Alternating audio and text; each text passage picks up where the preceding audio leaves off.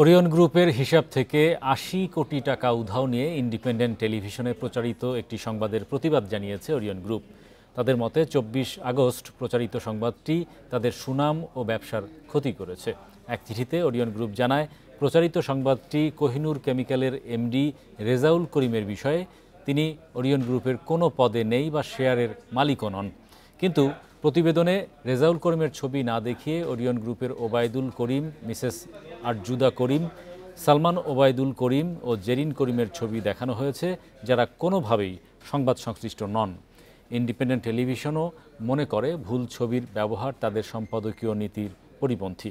সংবাদ তৈরির প্রক্রিয়ায় অসাবধানতাবশত ভুল হলেও তা পরিকল্পিত বা ইচ্ছাকৃত নয়। এক্ষেত্রে ওরিয়নের প্রতিবাদ আমলে নিয়ে দুঃখ প্রকাশ করেছে ইন্ডিপেন্ডেন্ট টেলিভিশন।